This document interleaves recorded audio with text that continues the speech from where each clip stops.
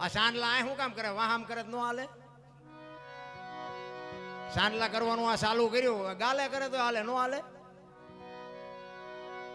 સંતોની પાસે બેહો તો જ બાપુ આ માણાનું ભાન થાય એવું છે, બાકી ભાન જ નથી થાય એવું.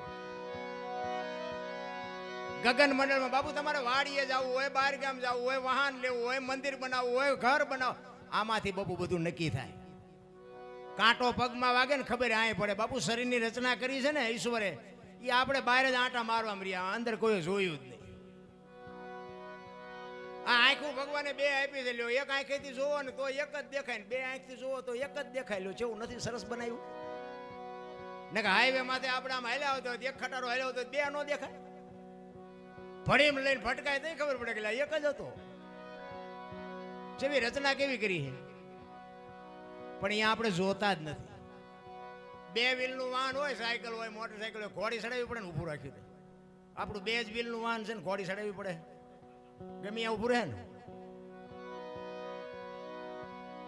તોય કે દ્વારકા જવું ને મસુરા જવું, રણું જવું, એટલે પણ શું અહીંયા છે? તારી પાસે બધું છે, શું લેવા જવું છે?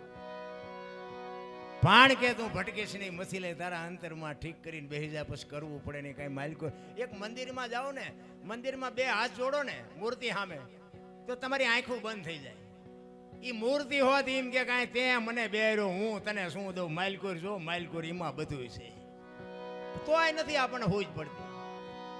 પછી તો આ બધી મન મનાવવાની વાતો છે. ઘણા નથી કહેતા ગંગાજીમાં નાહી લઈશું એટલે કે પાપ બધા બળી જાય છે. તો ગંગાને કાંઠે રહેતા છે, રોજ નહીં થૂપકા દેતા, એમ પાપ બળી જાય? અરે બધું સમજવા જેવું છે ભલા. પણ મને એમ થાય કે બાપુ અવતાર આપણને મળ્યો છે ને એમાંય બાપુ સારા સમયમાં મળ્યો છે. અત્યારે કાંઈ ઘટતું નથી, કારણ કે આપણો શેઠો નથી એટલે આપણે રોઈએ છીએ. કારણ કે આમાં શેઠાની બળદને ખબર પડે, બોલો માણાને નથી ખબર પડતી. પૈસા રોજે રોજ ઢળી આવે, કાલે આટલા હતા ને આજે આટલા વધ્યા, કાલે આટલા હતા ને આજે આટલા વધ્યા. ઓલો ઉપર બેઠો બેઠો ગણે છે કે તારા શ્વાસા કાલે આટલા હતા ને આટલા ઘટ્યા, આટલા હતા ને આટલા ઘટ્યા. ગણવાનું છે એ ગણો, પૈસા કોઈ નહીં ભેગા આપે. ગંગા સતી બાપુ વાણીમાં કહે છે 21,600 શ્વાસા. બાપુ બહુ ઉતરવાની જરૂર છે સંતના શરણે. જોકે આ તો મને ખબર છે, હરિસિંહ બાપુ ભેગું બેઠો છું એટલે મને ખ્યાલ છે આ તો બધા અનુભવી છે, એટલે મજા આવે. અનુભવી હોય ને ત્યાં જ મજા આવે. બાકી તો અમને એમ થાય દોણામ જાય છે, બાકી તો ક્યાંક ક્યાંક તો અમને દાડીએ રાખે અને પૈસા ભેગા કરીને ગાયોનું ઘાસચારા હાટું પ્રોગ્રામ કરવો છે. ગાયોના ઘાસચારા કરો, અમે આખી દુનિયા પાસે ભીખ માગવી, 1,00,000 2 લાખ ભેગા કરી દઈ અને 10,000નું ખડ નાખે ને મારા દીકરા બધા પૈસે જલસા કરે. પછી એ ખબર પડે કે મારા દીકરા અમને દાડીએ રાખે. આપણને એમ કે ગાયું માટે છે, ઓછું કરો, કંઈ ગાયું માટે ઓછું કરો, અને બધા ઈ ઠરડી જાય. આ પછી એમ કે વરસાદ તો જો લોહી પીજો, વરસાદ તમે જેટલું લોહી પીધું દુનિયાનું એ તો જોવો. જો તો તાર ન આવ્યો, અત્યારે બધું તૈયાર થયું, તા મીડો ખાબક વાળ્યો દો, લ્યો તમારી બહાદુરીને બળ હોય તો ઉભો રાખો, લ્યો. અરે માગ્યા વરસાદ વરસતા હતા બાપુ, અત્યારે કોઈ દી હોય વરસાદ? તો હજી આપણને આંખ નથી ઉઘડતી કે આપણે પાછા ઓલા વીડિયામાં જો ખેડૂતની મહેનત બધી પાણીમાં જઈ. સારું કહેવાય. ઓલા નથી ખબર કે દીકરા તમે કેટલા હારા છો? અરે કાંઈક બાપુ આપણે સુધરવાની જરૂર છે. મને એક ભાઈ કહેતા હતા, મને કે સતયુગ ક્યારે ચાલુ થાય છે? મેં કહ્યું તું હું બે ડફોળ છીએ, આપણે સુધરી જાય એટલે હવે સતયુગ ચાલુ થઈ જાય. હજી તો આવા સંશોધન કરે છે, બોલો સુધરવું છે અને સતયુગ જોતો છે. અરે હું મારી બેન હાલ્યા જતા હોય તો કોઈની તાકાત છે કે બે ભાઈ બેન હાલ્યા જતા લાગે? આ વિચાર છે? દ્રષ્ટિ નથી, વિચાર નથી બાપુ, ત્યાં સુધી તમારામાં મારામાં કોઈ દી સતયુગ ન આવે. રામ, ખોરાક ખોટો, વિચાર ખોટા, બોલવાનું ખોટું, દ્રષ્ટિ ખોટી, અને આમાં ખોટું ચાલે. લ્યો અમે હાવ નકરું હા શું કર્યું? તમારા છોકરા ભૂખ્યા રહે. હું તો પ્રોગ્રામમાં જઉં અહીંયા કહું ભાઈ આજે હું બોલું છું બધું સાચે સાચું છે એવું નથી. હો, આમાં તો જેટલું ખોટું આવશે. હવે કઈ વિડીયો ન બનાવીને મોકલતા, કારણ કે આ તો રામ વનમાં ગયા હતા તો આ બધા કહે છે ભાઈ કે આપણે નથી પડ્યા જ્યાં હતા, જ્યાં હોય ન જ્યાં બધા કહે છે એટલે હું કહું છું. બાકી બાપુ આનંદ કરી લેવાનો, મજા કરી લેવાની, બાકી કાંઈ છે જ નહીં.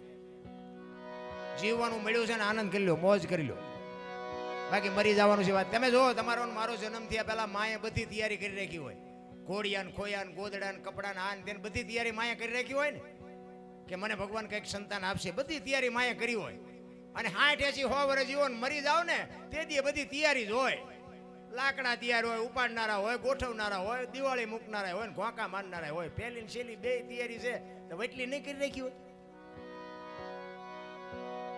એટલે ગંગા સતીએ કીધું કે 21,600 શ્વાસા, 1 મિનિટના 15, 1 કલાકના 900, 12 કલાકના 10,800 અને 24 કલાકના 21,600 થાય. ગણવા હોય તો ગણી જુઓ બધા. આ ગંગા સતીનો પરફેક્ટ હિસાબ.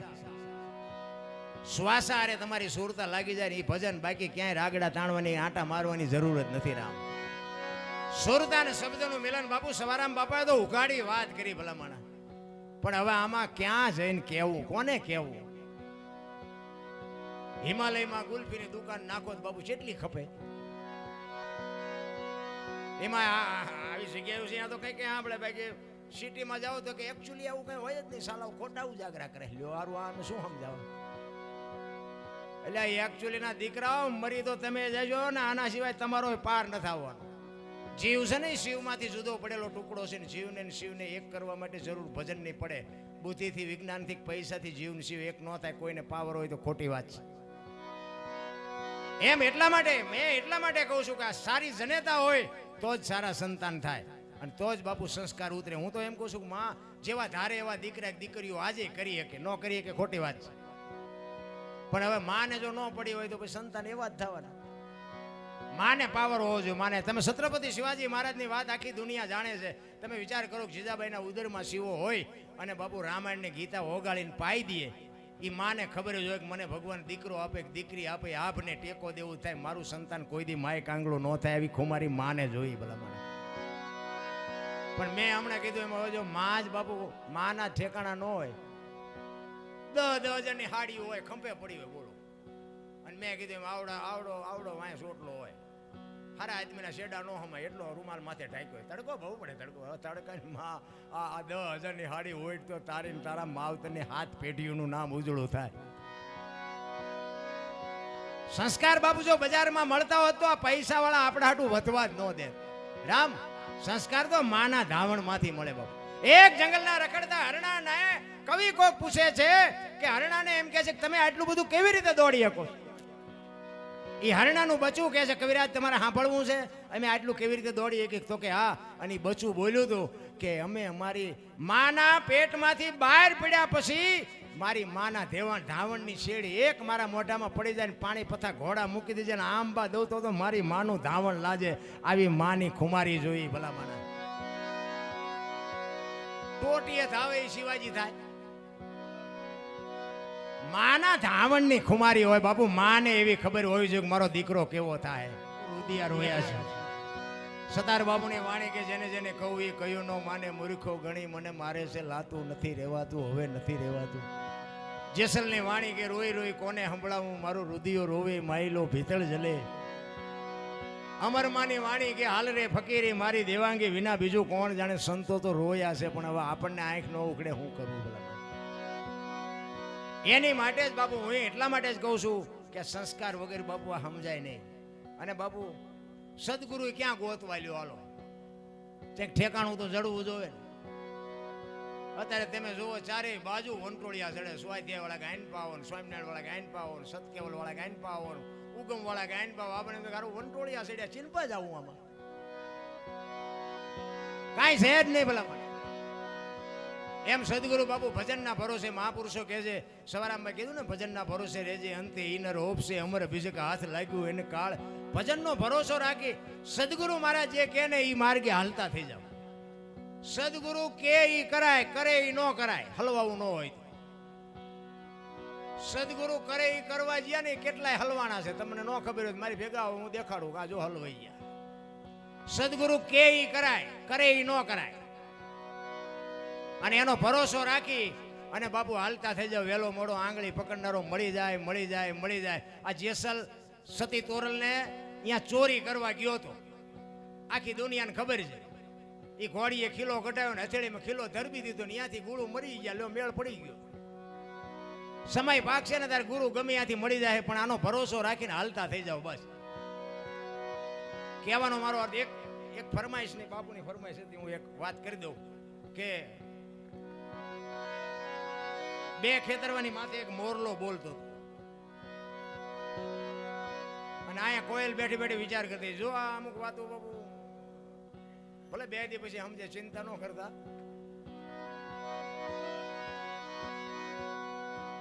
બે ખેતરવાની માથે મોરલો બોલતો હતો અને આ કોયલ બેઠી બેઠી વિચાર કરતી હતી કે આ સુંદર મજાનો અવાજ આવે, કોણ બોલતું હોય છે? એને ખબર નહોતી મોર બોલે.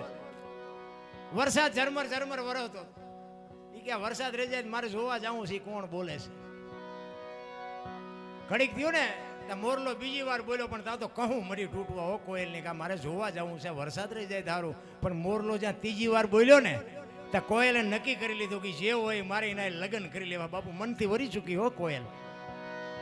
અને ઘડીક થયું ને વરસાદ રહી ગયો અને કોયલ મનાણી ઉડવા જે દિશા ઉપરથી અવાજ આવતો હતો, પણ કોયલ ઉડી અને ત્યાં પૂગે એટલી વારમાં મોરલો અહીંયાથી ઉડી ગયો ને ઘોડ આવીને બેહી ગયો. એટલે કોયલ અહીંયા આવીને કીધું કે હમણાં સુંદર મજાનો અવાજ આવતો હતી, કોણ બોલતો હતી? કે ભાઈડો બોલતો. કે શું કામ? કોયલ વિચાર કરે કે આનું મોઢું જોયું તો ખાવા મળે એવું નથી, ભગવાન આને કંઠ કેવો આપ્યો હોય, એને ખબર જ નથી બોલવા વાળો વિયો ગયો. એ કે શું હતું? એ કે કાંઈ હતું નહીં, હું તમારા અવાજ ઉપર મોહિત થઈને હું તમને વનથી વરી ચૂકી છું, મારે તમારે લગ્ન કરવાના. ઓલો કે 2-3 ઠેકાણે નાળિયેર પાછા આવ્યા હતા, રડતું રડતું હામું આવ્યું. ઘણાયનો હિંમત ના મેળ પડી ગયો. એ લગ્ન કર્યા પછી કોયલ સ્વામીને એને કહે છે કે સ્વામિનાથ, મને આ લગ્નનો મોહ નથી, બોલો જ ખરા એક જ વખત, મને તો તમારા અવાજનો મોહ છે. એટલે ખોટા હોય તરત મારે કાઢ લે ને. એ કે હું તો વરમાં એક જ વખત બોલું, પછી ક્યાં બોલું? કોયલને એમ થયું કે વર તો કાલ વ્યુ જાય, 2 મહિના 4 મહિના 8 મહિના ફરીને મીડો હાથ ધડુકવા, વીજળી મનાણી આપને ચીરવા, ધરતી ઉપર ફોરા મીંડા પડવા. ત્યાં કોયલ કહે છે સ્વામિનાથ હવે તો બોલો, આ ફરી નહાડ આવ્યો. પછી તો બોલવું પડે. ખોખો ખો બોલ્યો ને 18 મણનો નિહાકો મૂક્યો કે આવી છેતરવી હતી, મને પહેલા તો કહેવું હતું. આપણા ઘરે જોવો ને કેટલી કોયલો નથી હલવાની, નકરી કોયલો હલવાની છે એવું નથી હોય, કેટલાય મોરલા ચીબરિયું હલવાના છે. એટલે મહાપુરુષો કહે છે પતિ પત્ની કા એક મતા તો સરગાપુરમાં સતા. બાપુ 2 માણા જો હરખા હોય ને તો જીવવાની મજા આવે, બાકી જીવે છે આખી દુનિયા, બાકી વાતમાં કાંઈ છે નહીં. શિયાળીઓ સીમ કોઈ તાણતું હોય, કૂતરું ગામ કોઈ તાણતું હોય, બાપુ અહીંયા પરજા થાય તી પરજાય જેવી થાય. તમે જોજો નાના નાના છોકરા બહાર બાપુ ખરાબ બોલતા હોય ને તો સમજી લેવાનું કે એની મમ્મી ને પપ્પા બોલતા હોય તો જ આ બોલે, નકર બોલે જ નહીં. આપણે એમ કહીએ કે આમ ન બોલાય તો છોકરા આપણે આમ થાય કે મારી મમ્મી ને પપ્પા બોલે છે એ કઈ નથી કહેતા, આ કેમ ના પાડતા છે? છોકરાને ખબર જ નથી સારું શું ખરાબ જોઈ. આપણે જ શરૂઆત કરીએ છીએ. આપણે જેવા બાપુ સંસ્કાર પાડો ને એવા જ સંસ્કાર પડે એવું છે. પ્રસંગો બન્યા છે ને અહીંયા ભજન બનાવ્યા છે. આ સતી તોરલ જેથી વાયકે ગયા ને તેથી જાડેજા વાંહે બાપુ એનો જવાનો સમય થાય ને સતી તોરલને કીધું કે તમે વાયક ઝીલું છે જાઓ, મારી તબિયત બરોબર નથી. અને સતી તોરલ ગયા ને પછી જાડેજો બાપુ એ વાણી કરે, રોઈ રોઈ કોને સંભળાવું મારો રુદિયો. તોરલ તમે મને ન મળ્યા તો મારી દશા શું થાય? હું મરી જાઉં એની મને પરવા નથી, પણ હું મરી ગયો હોય ને અને તમે આવો ને તો કોઈ એમ કે જેસલ ગુજરી ગયો તો મારી સમાધિ માથે 2 ગાયત્રી તો સંભળાવજો, મારા જીવની ગતિ થઈ જાય. બાપુ જાડેજો ક્યાં પૂગ્યો હોય છે? એમ નામ ભજન ન બને. જાડેજો ને સતી તોરલ 2 જદી વાયકે ગયા અને વાયકમાં પછી રસ્તામાં એક પ્રસંગ બન્યો, વાત મોટી છે, પણ એ સતી તોરલની ગાંડી બાંધી અને જેસલ બાપુ ગતમાં આવ્યા અને ગતમાં આવી અને પછી ગાંડી ઉતારી અને ગત પૂછે છે કે તમે આવ્યા ને તોરલ? તો કે આ ગાંડીમાં છે બધું. એ ગાંડી ખોલીને આખી ગત આરાધ કરે છે. જે તોરલ જાગતા નથી ત્યારે જેસલ કહે છે લાવો એ વાણીમાં એક તારો લાવો મારી પાસે. અને અહીંયા બાપુ જેસલ વાણી કરે, પીરજી પુકારે મુજા ભાવરા, સતી તમારા ધર્મને સંભાળો, પોતાના પૂન સિવાય પાર નહીં, ગુરુ સિવાય. જો બાપુ વાત ઉપર ધ્યાન આપજો. સતી તમારા ધર્મને કીધું, તમારા ધર્મને સંભાળો, આપણો ધર્મ ન કીધો, 2 ભેગા હતા. સતી જો આ શબ્દની બાપુ મારા મારી છે. સતી તમારા ધર્મને સંભાળો, પોતાના પૂન સિવાય પાર નહીં, ગુરુ સિવાય મુક્તિ નહીં. અને છેલ્લે જેસલે કીધું કે સધીરને અહીંયા મૂકવા આવ્યો તેથી મારામાં જો હલકો વિચાર ન આવ્યો હોય તો જાગી જાઓ. બાપુ તોરલ ફડાક લઈને બેઠા ત્યાં એને પ્રમાણ કહેવાય. એમ નામ ભજન બનતા હોત ને તો આખી દુનિયા અત્યારે બાપુ બુદ્ધિશાળી છે. એક ભજન બનાવીને મૂકો બજારમાં હાલે. સતી તોરલ વાયકમાંથી આવ્યા ને ખબર પડી કે જેસલે સમાધિ લીધી. આખી ગત બાપુ અહીંયા જાય અને અહીંયા વાણી બને. સતી તોરલ ગાય છે, કઈ તાલને તંબુરો સતીના હાથમાં સતી કરે અલખનો આરાજ જાડેજા મેવાડમાં તમે શું બોલ્યા હતા દુનિયા મને કાળી કહેશે ધરતી ફાડીને બાપુ બહાર હાથ કાઢીને કીધું કે હું તમારી ભેળો છું આને પ્રમાણ કહેવાય એમ નામ તો બાપુ ભજન નથી ઉતરતું મગજમાં ભજનમાં બાપુ ગોળ બંગાળનો રાજા ગોપીચંદ ને 92 લાખ માળવાનો ધણી ભરતરી બાપુ વિયા ગયા એને કંઈક તો નક્કી થયું છે ને આપણને હજી નક્કી જ નથી થતું ભલા